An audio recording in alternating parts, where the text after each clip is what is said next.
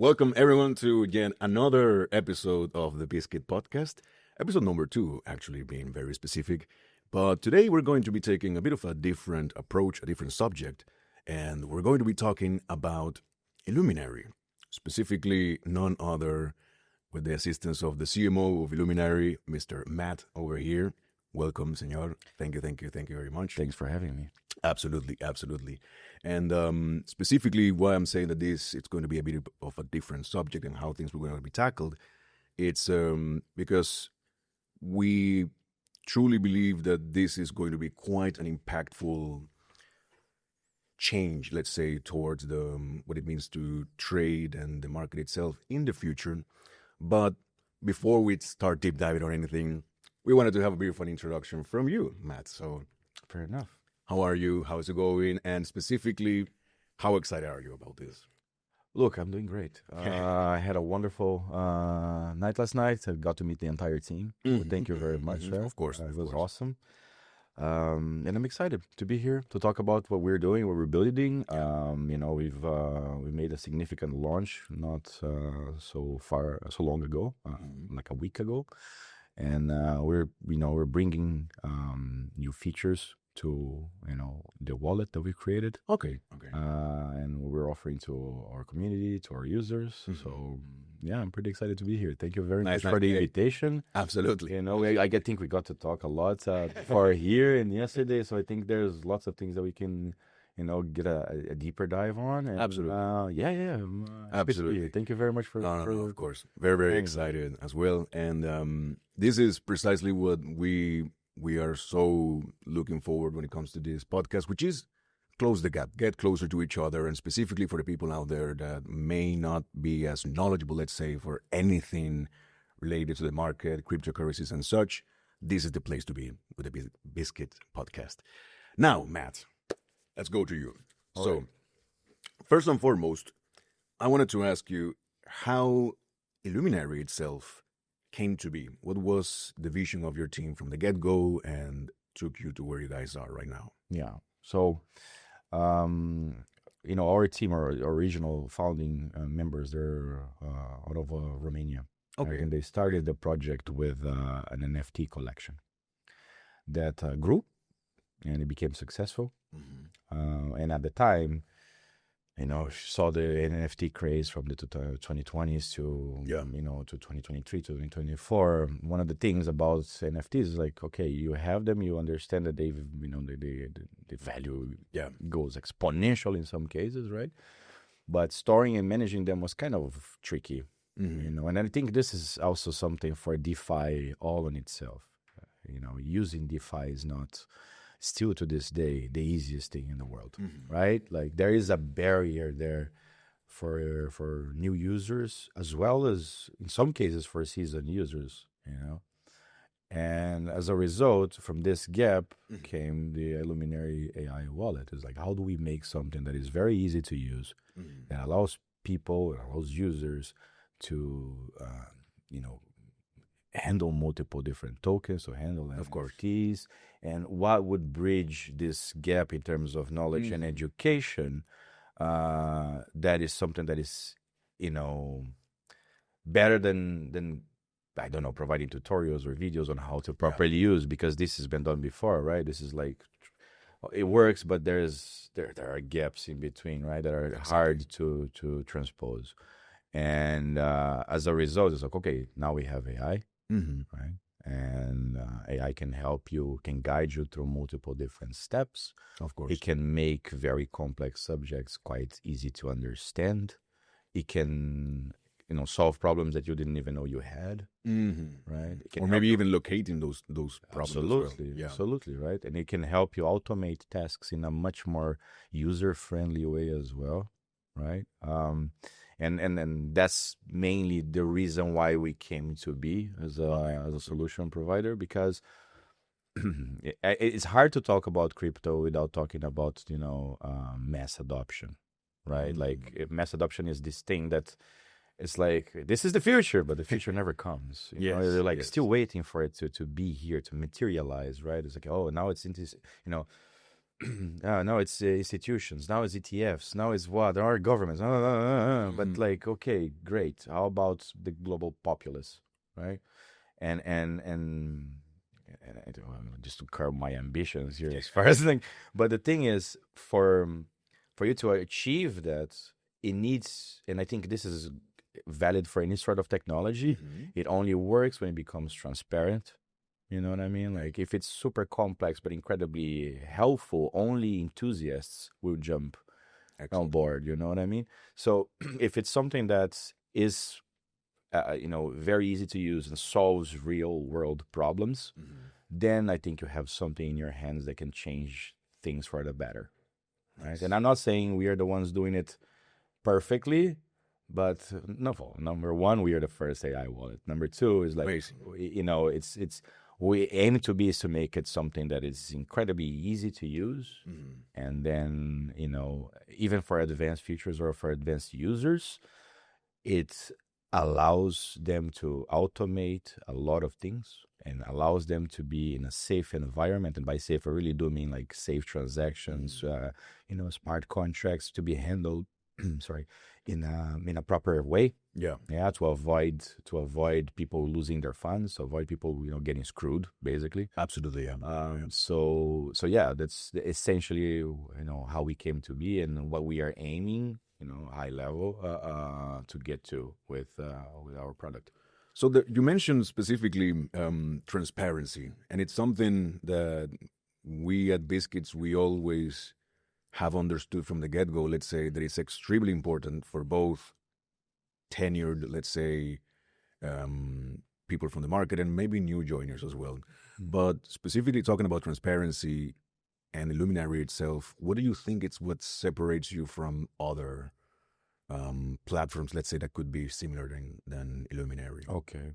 I mean, look, what I think separates us from other platforms, especially in the topic of transparency. Well, number one being that, and to be honest, I don't spend that much time comparing ourselves to others, not because they are not good. They're really good solutions out there. But what are we doing that is actually benefiting our community and our users, right? And so transparency being the main topic here. For instance, all the information on the founders and the team behind the project is all available to the public. Amazing. Right. So our website has all of our information, our LinkedIn profiles. You can go through. Our lives and our careers are right there. So we're not hiding behind any precisely that, because a weird monkey picture there. Not that I am against but I think it's very, because look, man, I believe in crypto. I really do. Yeah. But it is very hard for people to trust a team building a project if that team is not even, how can I be asking for people to put their money onto something that I've created if they don't even know who I am? That's, what I mean? Face of the name, or yeah. And I get it. Look, in some projects it does work. It's fine. Look, it's a big space. There's room for a lot of people with different projects. That's cool. That's okay. But not what we wanted for ourselves. Okay. You know what I mean? Yeah. Nice. So very, very good answer on that, Matt. But now we're going to be focusing a little bit on you in this case. And specifically as the CMO of Illuminary, you've had access, let's say, to a lot of user data, feedback and such. So what user behavior, let's say, has surprised you the most so far from the users themselves? So, and I come from a tech background, right? And specifically the open source software industry. Okay.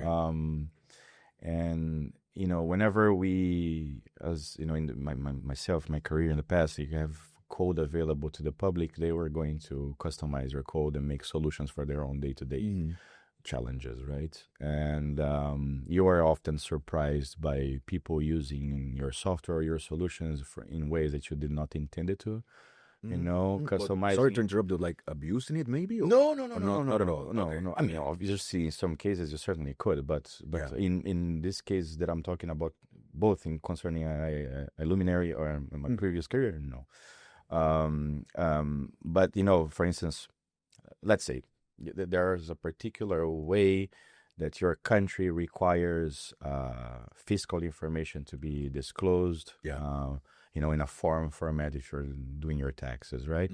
And if your code is available, a user can solve the problem built into to your solution as an add-on, for example, or as a plugin or as a piece of software that helps users from your country and then makes it, better accepted in a particular place. That's my previous career. People would do that, create snippets and little widgets that would help local users do that sort of stuff.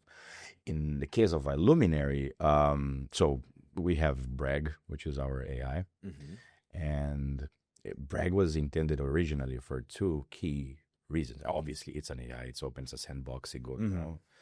And it was intended for two main reasons initially, right? So education, what I said in the beginning, right, to help guide users, and the second, and I think to me is one of the most interesting parts of it is for security purposes. Okay. Right. Okay. And we can get into this because it's quite cool, but yes. But it's basically a prompt and allows users to ask Bragg anything. Okay. Right. And as we went, we started noticing stuff like, hey, Bragg, what's the current market situation? Hey, Bragg, can you run me a transaction? Like, for example, can me at Illuminary transfer 1 Ethereum to Bizcuits? You know what I mean?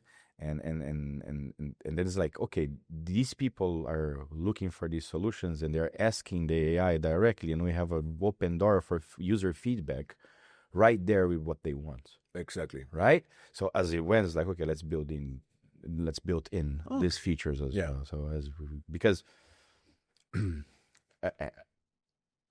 the user, you asked me in the beginning, right? Like as far as access to a lot of user information, we have access to users' usage patterns, how they interact with the solution, not with the user information itself, but with how they use it is a really clear way for us to understand how we are solving problems and where people want problems to be solved, right? And so we can act on it, right? Okay. And that's quite helpful when we are launching, like, for example, on an update, which we have one program in the coming months, which is a pretty big one. That is, there's a huge percentage of it that comes from user feedback, community feedback, that sort of stuff. Yeah, nice. and that helps a lot. Yeah. Okay. Yeah, I briefly, I remember before we started, I jokingly said that this was kind of a trial and error situation because it helps you build on top of that, right? I'll give you the same answer I gave you before. It's fancy trial and error. You know what I mean? Like, this stuff doesn't come with a manual. I think it's like any company, if you're not listening to the people that at the end of the day are paying your bills, at some point you're gonna shoot yourself in the foot. Yeah. So and especially if you're building a solution, you're trying to build something that other people are using it, right? Precisely, so you need to be able to listen to what they need. Yeah. Okay.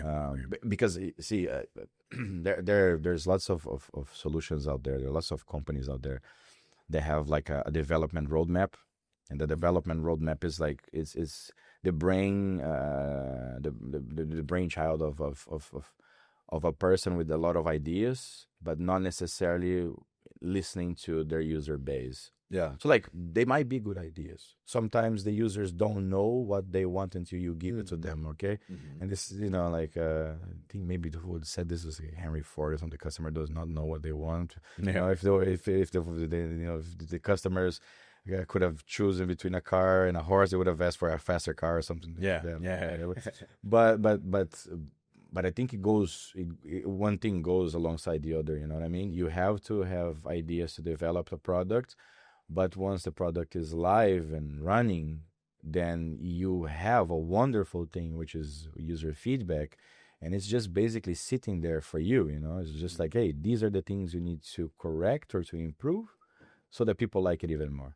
Okay. It's quite like, it's quite simple if you think about it. Easier said than done. Obviously, of course. Yes, it's quite simple. Nice. No, I really like and I agree with the point of how Illuminary itself is approaching this, because rightfully so, like you said, the business, it's standing thanks to its clients, and you kind of have to always try to meet them halfway to have the best experience for both you and the customer as well. So now moving forward, specifically after one of your recent interviews, you were mentioning that there were some features from Illuminary that were not actually being used as intended from the client. So kind of connecting what we're saying so far, and customers not making use of some features as it intended, let's say. Did it help you guys in a way to kind of understand where to move forward from there? What kind of was the approach of Illuminary, let's say, in these scenarios? No, so like I said before, stuff like, for example, I want to send an Ethereum from my account to yours, right? Yes. This is what people were asking the AI to do, to run an automation. And right now, for instance, you can do it via text. You talk to Bragg via prompt, and I can ask if you have a registered wallet on your end or a registered address on your end. I can ask, hey, look, Bragg, send 1 Ethereum to Bizcuits. Okay. Bragg will run the entire transaction, prepare the transaction, and all you have to do at the end of the cycle is to press send. To approve it, basically. Correct, yeah. Okay. Because it's automated to a point where it sets things up, but it does not do the full cycle because that could be dangerous. Yeah. You know what I mean? Just like with security, for instance, let's say you receive a smart contract. Okay. Like sign this transaction because it's, you giving access to a particular service provider, something like that. And that's one of the things with DeFi, right? There are great, amazing projects out there, and there are some that are not so great, right? And you receive a smart contract, and Bragg can run that particular smart contract transaction. That it can simulate it on a test network.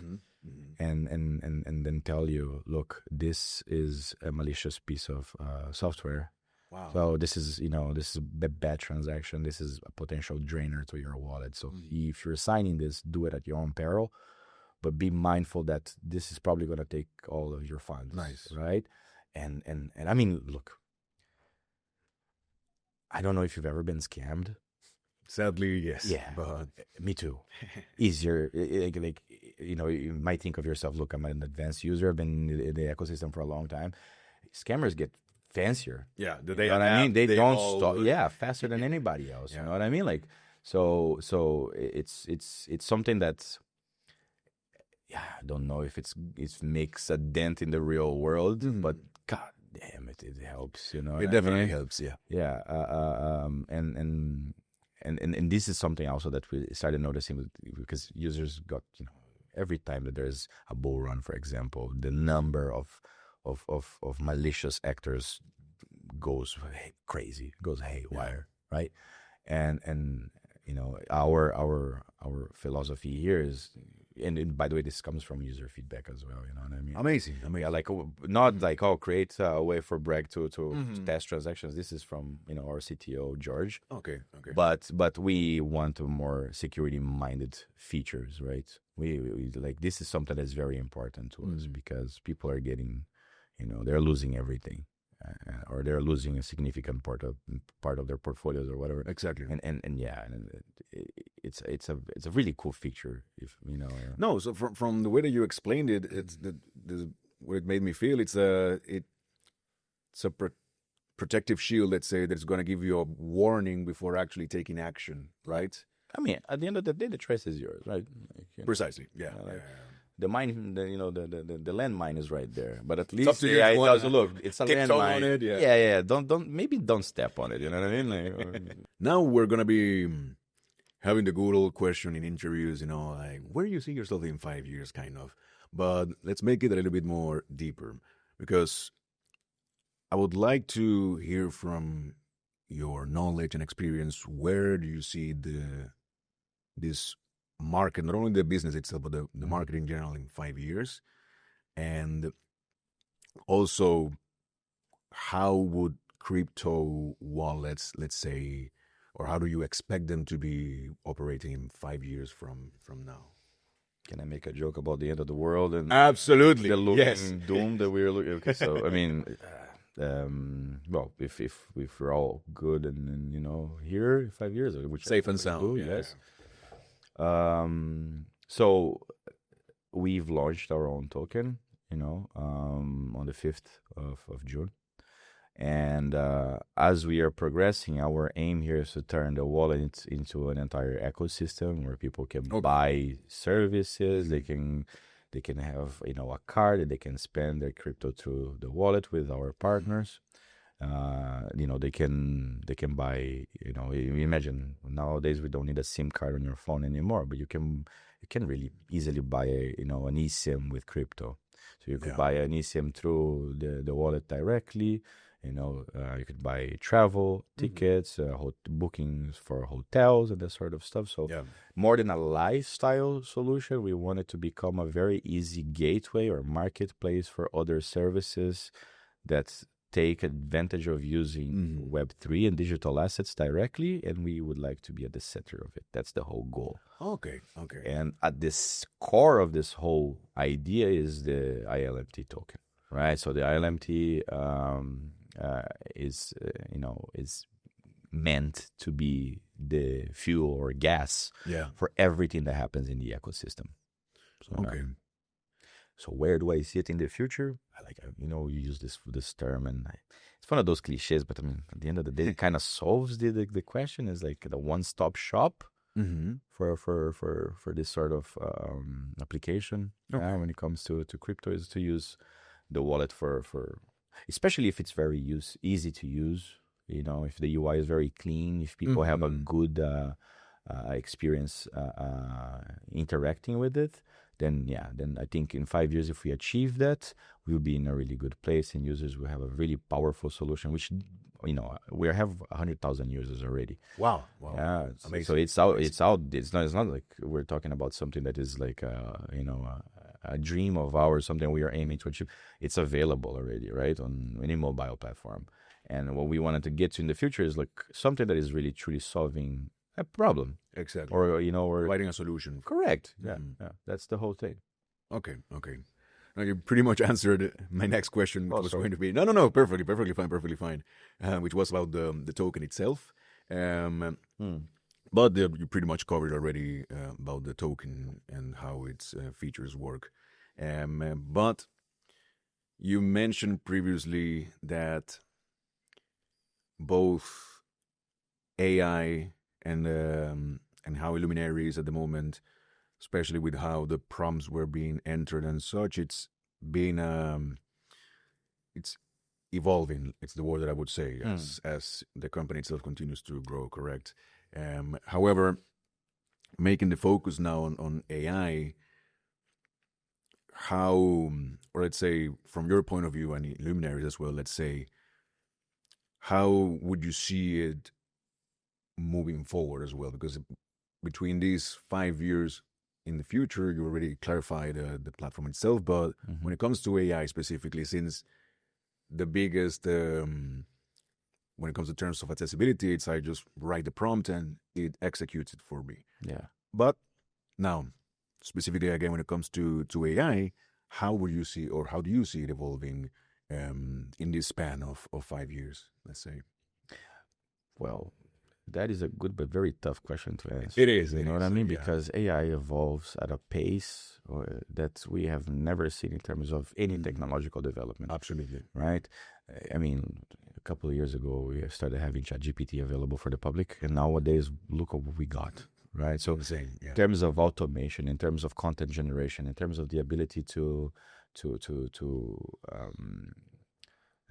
interact with the world around you, AI has already shifted things significantly, right? And so on our end of things, number one would be how you are interacting with Bragg. Now, right now it's just text, right? And that's a limitation on itself.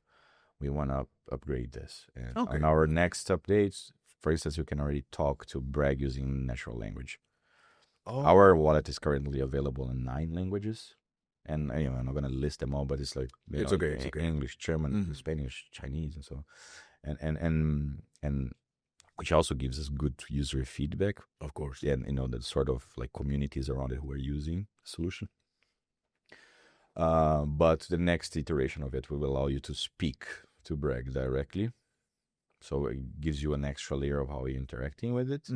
Something that is obviously very important for, I think, any company that is working in AI right now is to enable your agents to become self-prompting. Right, so you give it one task, and if there are more tasks in the middle to achieve your objective, it will run through. It will go through them as well. Yeah, oh, okay. Or at least establish the steps that need to be done. And so right now this is the path that we're looking into in terms of development, making Bragg more powerful, capable of better reasoning, capable of better not reacting, interacting with users. But man, who am I to say that in 5 years we're not going to have artificial general intelligence available? Or even beyond that, right? Because things are moving at such an incredible speed. Pace. Yeah. That even how we as a company are partnered with other companies, right? For solutions. Like I said, if you want to become a one-stop shop, you need to partner with everybody. Yeah. We are a tech company, right? We're not a financial services company as far as Illuminary. So like if you're running transactions, if you're buying and selling tokens, if you're buying travel tickets, if you're buying eSIMs, you're doing through one of our partners, right? And so Bragg in this particular case would have to integrate with everything. And that's a challenge, but it's a really cool challenge to solve, because then you imagine, like, if you need something, it becomes way easier. If you look, I am currently in Cyprus. Yeah. And let's pretend I don't have an European phone number, right? Okay. It's like, oh, I need to buy an eSIM because I don't have any data here. Right? And how do I do it, and where do I buy it from? And it's much easier for you as a person to ask this question than to go online and go like, no. Exactly. You know what I mean? And so this is, again, this is the core idea, or one of the core ideas behind what we're doing, is like the ease of use. How do you make it as easy as possible for people to interact with the product? Yeah, and I think that's the whole point of AI at the moment, right? Is really to make your life significantly easier, to allow you to do things that you couldn't do before, or it's faster and cheaper, and so.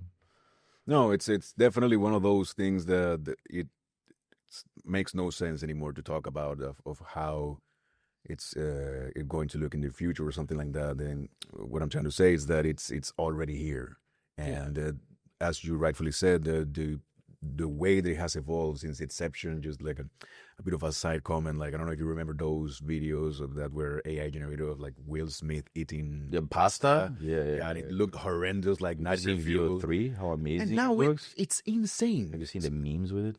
It's insane. Even when they do like the little interviews in the streets and such, it's freaking love it. There's some like, it's honestly, it's amazing and scary at the same time. So that's why I wanted to ask you that when we went to it, because it is such a rapid growth that what I don't want it to happen in general, it's that it becomes uncontrollable. Well, in many ways, it already is. Right? Like, for instance, think about one of the most one of the complex things, or the most difficult things to handle in the world is just copyright law. Yeah. Right. How old are you? 32. So I'm 34, right? So we've been around long. Hey, no, not that around. No. What I mean here, we've seen stuff like P2P sharing, Kazaa, that sort of stuff, torrents, LimeWire. Yeah, allegedly. I've never used them. Yep. But at some point, the film industry, the music industry was able to fight back and stop these platforms, right? Are they able to do this now? No, they're not. And all of these AI models were trained just basically, consuming incredible amounts of information based on a lot of copyrighted material, right? And yeah, there is an argument saying, look, this is unfair to the artists, to the people that created these works, and it is a fair argument. But now it's out of the bag. How do you stop it? You can't. People are using it. They could create years of content in a couple of hours, exactly, or maybe in less than 1 hour. You know what I mean? So this point's too big to stop, and so it's here. It's here to stay. It's absolutely here to stay. On the other side, it now allows anybody to create, if we're talking about content, allows anybody to create content that you've only dreamed about, and let's say you're not a musician, you don't know how to play a guitar or piano, or you don't know how to paint, but you have ideas. You like music, you think about music, you think about art, and now it allows you to create these things just by talking with your vision, basically. With your vision. And the same thing goes for coding as well. You can create solutions with your ideas. We don't necessarily need to know coding anymore. Obviously, this does not replace engineers. This does not replace designers. It does not replace musicians, but it helps a lot of people taking ideas from just, a sketch into something that is tangible. So I don't think you can control it, to be honest. And I don't think fundamentally people want to control it. Some people do, but in the general populace, I don't think so. I think, and I'm not one of those people that think AI needs to be put under control because it's dangerous. Oh God, Skynet, nuclear bombs. Terminator. I think we're much more efficient at destroying ourselves than AI. Absolutely, yes. We love doing it. But it's certainly something that, I like to think about myself as a positive person. I think this is, a technology it's going to allow a lot of our existing problems to be solved, and a lot of services to become cheaper, a lot of products to become cheaper, and make people's lives better.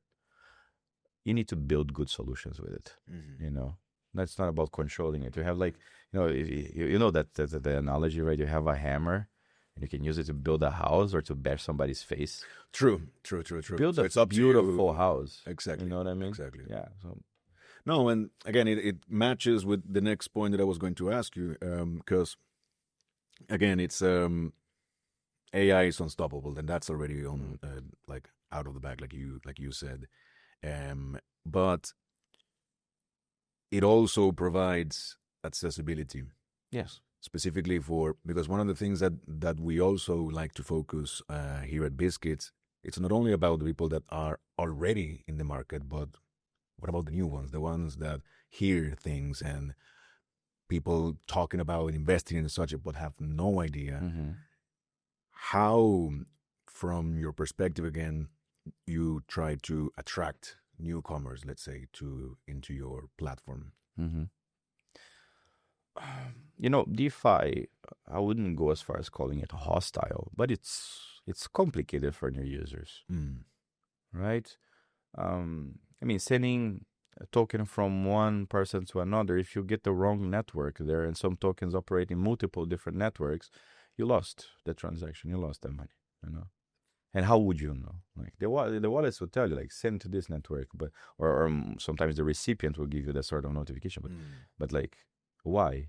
And so this is a complex thing. When you are logging into a Web3 service and you're putting your wallet there, you're signing your wallet, and it shows you a bunch of code and just like accept, and you go like, what the hell is this? Am I supposed to read it? I can't. I don't even read terms and conditions. I do because I'm a CMO, but you know what I mean? Like we go through terms and conditions of your phone or something like that. You go to like, what about code? Exactly. You know what I mean? Like there's a layer there, or rather there are multiple layers there that that you need to overcome to make usability easier, especially for new users. The whole security thing is another one of them, right? Because you don't know if you don't necessarily know if somebody has malicious intentions. Right? And imagine this. It's your first time using crypto, right? You put a couple of, 20, $50 there, and you're trying something, all of a sudden it's gone. You're like, shit, this is a scam. This is horrible. I don't want this anymore. And you get off of it. And and you probably won't try again so soon, right? So I think the path to mass adoption is kind of going full circle. How it started. The path to mass adoption is really, encouraging new users, bridging the gap between TradFi and DeFi and Web3, right? And this gap is due to two things, in my opinion: usability and education. Okay. Right?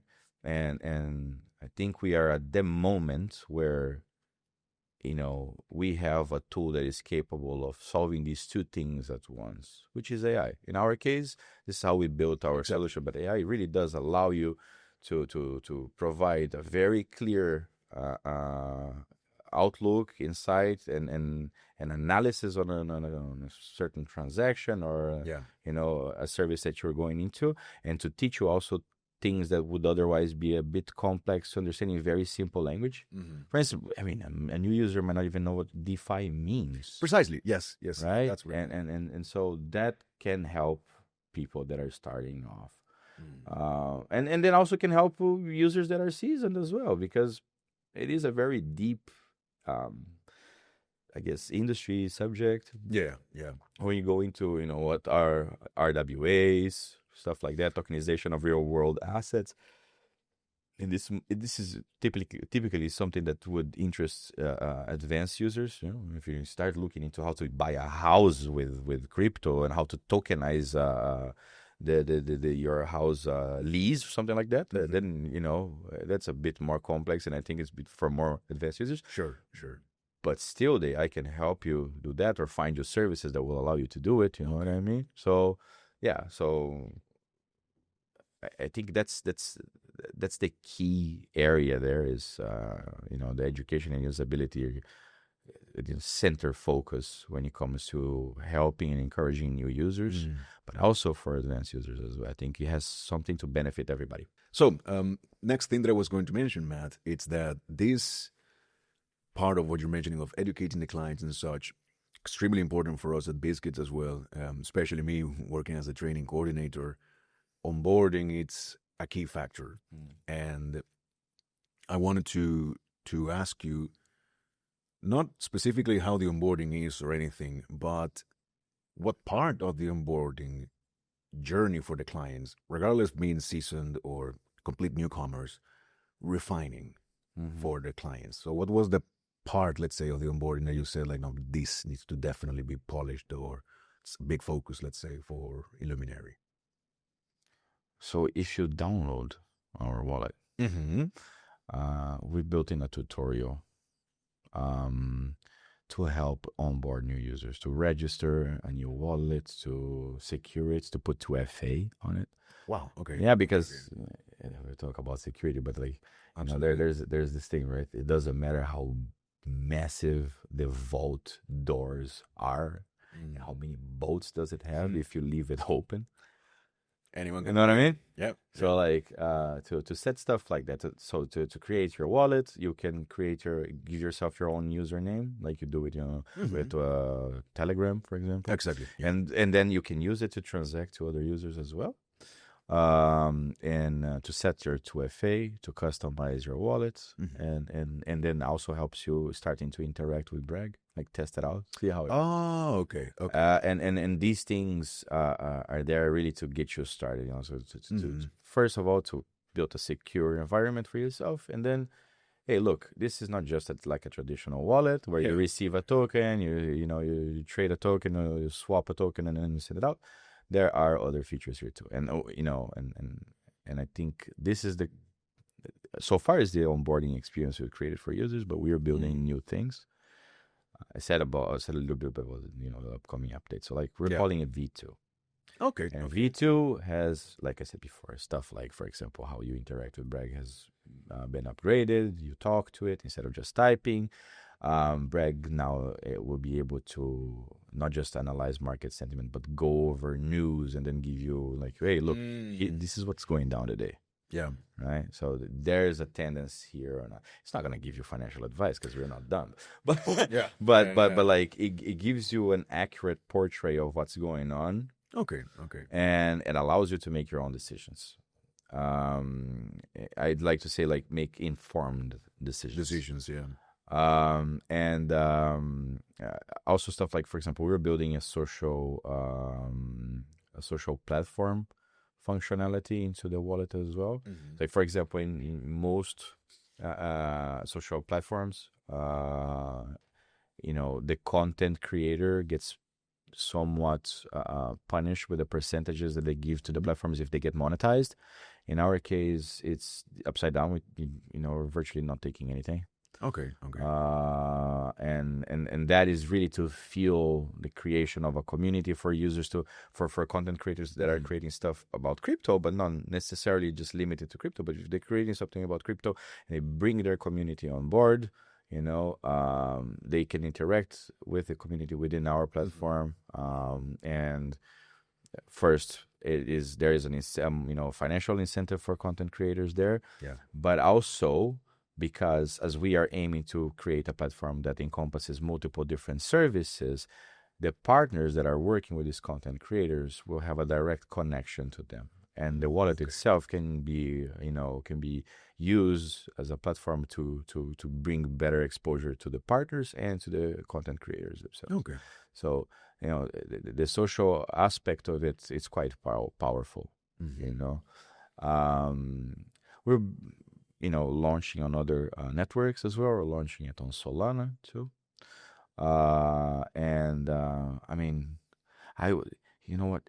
We have our whole roadmap available on our website. There's a bunch of stuff that we're building into the wallet.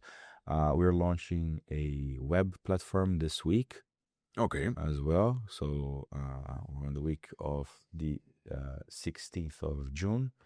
Okay. So over the course of this week, we're launching a web platform as well, because if you want to go into further insight of how you're interacting with the wallet, like go into a dashboard, checking your transactions, that sort of stuff, that will help as well. We're calling it the hub, so it's the IluminaryAI hub.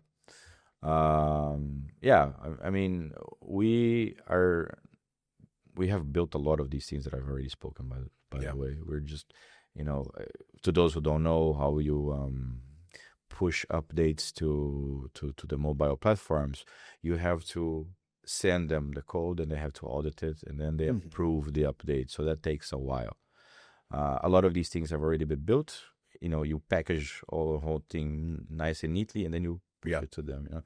So as soon as this is ready, I think the community will benefit from a significantly more powerful promising. platform. Yeah.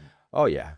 Not just promising; it really does work. And it'll be exciting to see how people interact with it, how people use it. I want to know how people try and break it as well. Hey, there's always going to be those trying to. But that's good. Like game testers kind of like breaking. That's good.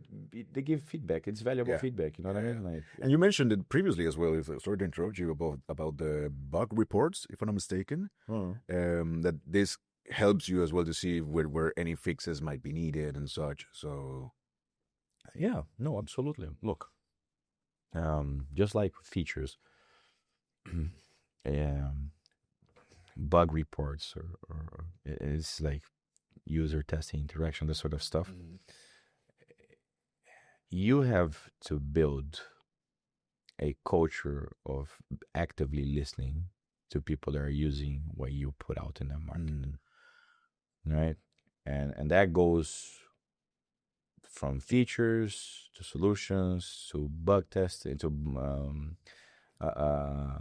having a bug bounty program. These things are quite important. Like let's say we are a tech company, but we are dealing with crypto. That means, for the most part, money. Would you think it would be a smart choice not to listen to your community on, for example, security solutions, right? And risk having a leak or being hacked. Absolutely, yeah. Right? That's devastating. You know what I mean? Yeah. Not only as a company, it's hard to recover from something like that. No, and it goes with what you mentioned as well at the beginning of building trust with the clients. At the moment that this happens, it's quite impactful. So exactly. I mean, even for really large exchanges, right? That have been hacked is like.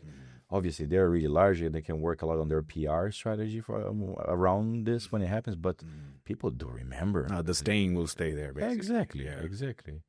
I mean, so it's very important to listen to users, to listen to testers, to listen to people that are, at the end of the day, they're helping you. Exactly. You know what I mean? So yeah. Absolutely. Nice, nice. Well, with that being said, Senor Matt, it has been quite a nice little journey we had today. We're still not done, though. I like the sound of that, Senor Matt. I will adopt it. Hey, man, it could be a new catchphrase, Senor Matt. Senor Matt. It will be Keep my title, not CMO, but it is Senor Matt. Exactly. I like exactly. it. I like it a lot. But what I was going to ask you, it's a little bit more from yourself, let's say, and the best piece of advice, let's say, that you've ever received, whether in crypto or life, that kind of brought you to where you are right now and having this vision that you have alongside your team as well. Personally and professionally, I think the best piece of advice I've ever gotten was, if you're growing with someone or a team of people, you grow with them and you don't forget where you got. You don't forget them when you get somewhere. Yeah, like, you go through cycles when you're establishing a company, growing a company. You know what I mean? And everybody's dealing with their own demons. But people that are helping you through the good and the bad, not so good situation, bad, you have to be there for them as well. Okay. Yeah, that's personally and professionally. You're not gonna be 100% every single day of your life, are you? No. You're going through your own shit, and you need to realize that you're not the only one. Everybody's doing the same. Precisely. Yeah. So, absolutely. Yeah, it's jokes aside, the saying of roller coaster of emotions, it's very true. I mean, day to day, regardless of the things happening, you're gonna have your ups and downs, as you mentioned. People, I think people that help you grow in life, not a whole lot of people do it. Not a whole lot of people try to help you grow, get ahead, So when you find people like that, stick to them. Absolutely. Stick by them, you know what I mean? Like, help them too. Yeah. So No, especially when it comes to, again, we live in a world, and going with what we have spoken so far, that it's easy to get lost in all this information and everything, and some people might come across as very self-centered, let's say, because of this. But at the end of the day, I completely agree with you. It's about building relationships and networking between your team, and also eventually this will kind of transition towards your clients and how you involve yourself with them and such. So really good point that you mentioned there. But before I let you go, Senor, or anything you would like to thank you very much for inviting me. I think this has been a really cool experience. Absolutely. I'd love to do it again, actually. Hey, listen, the door is completely open for another session with the Bizcuits podcast. So that'd be awesome. That'd be awesome. Well, if anything, for anybody that is watching us, listening to us, to try it out, what we built, any mobile platform, you go IluminaryAI wallet, you can test it for yourself, like I said. So exactly, so where can they find it?